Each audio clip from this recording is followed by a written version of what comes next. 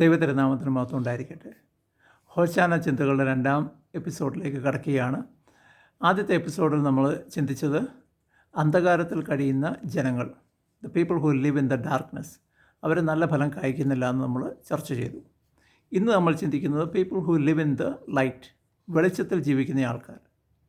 അപ്പോൾ ആദ്യമായിട്ട് നമ്മൾ ചിന്തിക്കേണ്ടത്, യേശു കർത്താവ് യെരുശലേം നഗരത്തിലേക്ക് രാജകീയമായിട്ട് പ്രവേശിച്ചപ്പോൾ ഇരുവശങ്ങളിലും ഉണ്ടായിരുന്ന കുട്ടികളും ജനങ്ങളും പുരുഷാരങ്ങളും ആർത്തട്ടഹസിച്ചത്, ദാവീദൻ സുതൻ ഹൂശാന, കർത്താവിൻ്റെ നാമത്തിൽ വരുന്നവന് ഹൂശാന, ദാവീദിൻ്റെ രാജ്യം, വരാനിരിക്കുന്ന ദാവീദിൻ്റെ രാജ്യത്തിനായി ഹോശാന, ഇങ്ങനെയുള്ള ഓശാനകളാണ് പാടിക്കൊണ്ട് മുന്നോട്ട് വന്നത്.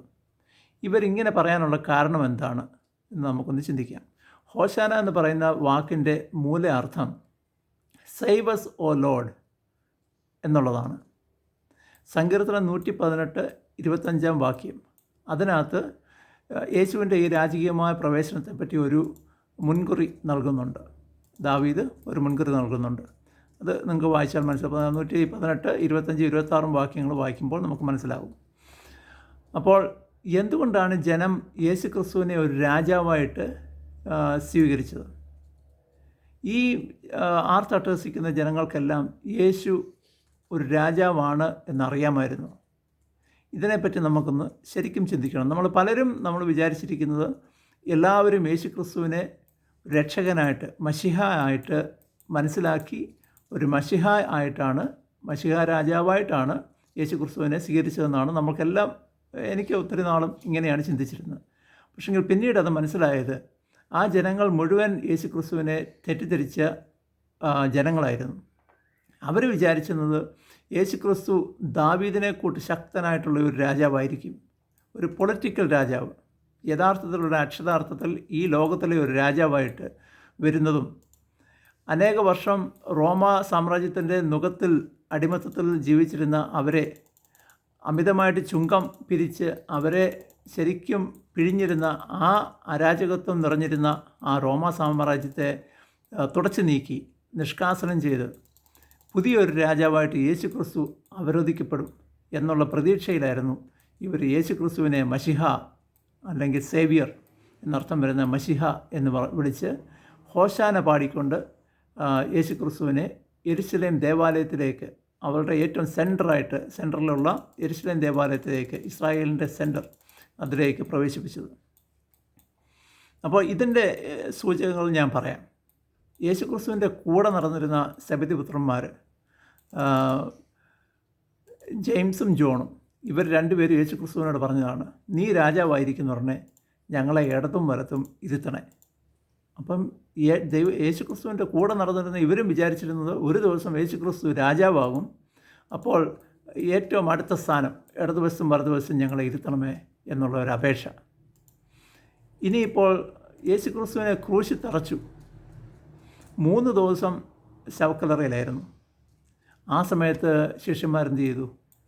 ശിഷ്യന്മാർക്ക് ഒരു ബോധ്യവുമില്ലായിരുന്നു യേശു ക്രിസ്തു യഥാർത്ഥത്തിൽ വന്നിരിക്കുന്നത് ഈ ലോകത്തിലൊരു രാജ്യം സ്ഥാപിക്കാനല്ല. അവർ വിചാരിച്ചു യേശു ക്രിസ്തു മരിച്ചുപോയി, ഇനിയിപ്പം ആ കഥ കഴിഞ്ഞു. അവർ വീണ്ടും അവരുടെ പഴയ തൊഴിലിലേക്ക് തിരിഞ്ഞു. വലയെടുത്ത് വല വീശാനായിട്ട് കടലിൽ പോയി. അത്രയ്ക്കായിരുന്നു ഏറ്റവും അടുത്ത് നടന്നിരുന്ന ആൾക്കാരുടെ വിശ്വാസം വരെ. അപ്പോൾ നിങ്ങൾക്ക് മനസ്സിലാക്കാം, അന്ന് യേശു ക്രിസ്തുവിനെ ഹോശാന പാടി യെരുശലേം ദേവാലയത്തിലേക്ക് അല്ലെങ്കിൽ യെരുശലേം നഗരത്തിലേക്ക് കൊണ്ടുപോയ ആ ജനങ്ങളുടെ വിശ്വാസം എന്തുമാത്രം ഉണ്ടായിരിക്കും. അവർ യഥാർത്ഥത്തിൽ ഈ ലോകത്തുള്ള ഒരു രാജാവായിട്ടാണ് യേശു ക്രിസ്തുവിനെ സ്വീകരിച്ച്, ഒരു യഹൂദനായിട്ടുള്ള ഒരു വ്യക്തി, ദാവീദിൻ്റെ താഴ്വേരിലുള്ള ഒരു വ്യക്തിയെ അവർ രാജാവാക്കി കൊണ്ടുപോയിരുന്നു. അതായിരുന്നു ജനങ്ങൾ വിശ്വസിച്ചിരുന്നത്. അപ്പോൾ നമ്മളിവിടെ മനസ്സിലാക്കുന്നത്, യേശു ക്രിസ്തുവിൻ്റെ ചിന്താഗതിക്ക് ഘടകവിരുദ്ധമായിട്ട് കൂടെ നടക്കുന്ന കുറേ ജനങ്ങളുടെ ചിന്താഗതി. ഇനിയിപ്പോൾ യേശു ക്രിസ്തു യഥാർത്ഥത്തിൽ വിശ്വസിക്കുന്നത് എന്താണ്? യേശു ക്രിസ്തുവിൻ്റെ ചിന്തയും അല്ലെങ്കിൽ ദൈവത്തിൻ്റെ ഉദ്ദേശവും, എൻ്റെ ലോകം ഐഹികമല്ല, എൻ്റെ ലോകം യഥാർത്ഥത്തിലുള്ള ഒരു കിങ്ഡം ഓഫ് ഗോഡ്, അവിടെ സമാധാനം വളരുന്ന ഒരു സ്ഥലം, സ്നേഹം വളരുന്ന ഒരു സ്ഥലം, അതാണ് എൻ്റെ കിങ്ഡം. ഇത് നമുക്ക് മനസ്സിലാകുന്നത് ഇന്നലത്തെ ഹോശാന ഞായറാഴ്ചയിൽ ഉണ്ടായിരുന്ന സക്കറിയ പ്രവാചകൻ്റെ പുസ്തകത്തിൽ നിന്നാണ്. ഞാൻ സക്കറിയ പ്രവാചകൻ്റെ 9-ാം അധ്യായം 9 മുതലുള്ള വാചകങ്ങൾ ഞാൻ വായിക്കാം. സിയോൻ പുത്രിയെ അത്യന്തം ആനന്ദിക്കുക, യെരുശലേം പുത്രിയെ ആർപ്പിടുക. ഇതാ നിൻ്റെ രാജാവ് നിൻ്റെ അടുക്കിലേക്ക് വരുന്നു. അവൻ നീതിമാനും രക്ഷകനും വിനീതനും കഴുതപ്പുറത്ത് പെൺകഴുതയുടെ കുട്ടിയുടെ പുറത്ത് വാഹനമേറിയവനും ആകുന്നു. ഞാൻ എഫ്രയീമിൽ നിന്ന് രഥവും യെരുശലേമിൽ നിന്ന് കുതിരയെയും ഛേദിച്ചു കളയും, യുദ്ധവില്ലും ഛേദിച്ചു കളയും. അവൻ വിജാതീയരോട് സമാധാനം സംസാരിക്കും. അവൻ്റെ ആധിപത്യം സമുദ്രം മുതൽ സമുദ്രം വരെയും നദി മുതൽ ഭൂമിയുടെ സീമകൾ വരെയും ആയിരിക്കും. നീയോ നിൻ്റെ ഉടമ്പടിയുടെ രക്തം മൂലം വെള്ളമില്ലാത്ത കുഴിയിൽ നിന്ന് നിൻ്റെ ബദ്ധന്മാരെ സ്വതന്ത്രന്മാരാക്കും. അപ്പോൾ ഇതിനകത്ത് വ്യക്തമായിട്ട് പറയുന്നത് യേശുക്രിസ്തു സമാധാനത്തിനായിട്ട് വന്നതാണ്. അമ്പും വില്ലും കുതിരകളും ഉള്ള ഒരു രാജ്യമല്ല യേശുക്രിസ്തുവിൻ്റെ. അതെല്ലാം തുടച്ചു നീക്കി സമാധാനം സംസാരിക്കുന്ന, വിജാതീയരോടുൾപ്പെടെ എല്ലാവരോടും സമാധാനം സംസാരിക്കുന്ന ഒരു രാജാവായിട്ട് വരും. അങ്ങനെയുള്ള ഒരാളുടെ സ്ഥാനം നമ്മുടെ ഹൃദയത്തിലാണ്. അല്ലാതെ മെറ്റീരിയലിസ്റ്റിക് ആയിട്ടുള്ള ഒരു രാജ്യമല്ല. അപ്പം നമ്മൾ മനസ്സിലാക്കേണ്ടത്, പ്രകാശത്തിൽ ജീവിക്കുന്ന ആൾക്കാരുടെ മനസ്സിൽ സമാധാനവും സ്നേഹവും എല്ലാ ആൾക്കാരെയും അംഗീകരിച്ച് അവരെ രണ്ട് കൈയും നീട്ടി സ്വീകരിച്ച് അവർക്ക് സമാധാനം, അവരുടെ ജീവിതത്തിൽ എപ്പോഴും സമാധാനം നൽകുന്ന ഒരു ജീവിതമായിരിക്കും പ്രകാശത്തിൽ ജീവിക്കുന്ന ആൾക്കാരുടെ സവിശേഷത. അപ്പോൾ നമ്മൾ പ്രകാശത്തിൽ ജീവിക്കുന്ന ആൾക്കാരായിട്ട് നമുക്ക് ജീവിക്കാനായിട്ട് സാധിക്കണം എന്നുള്ള ചിന്തയോടുകൂടി ഞാനിവിടെ നിർത്തുന്നു.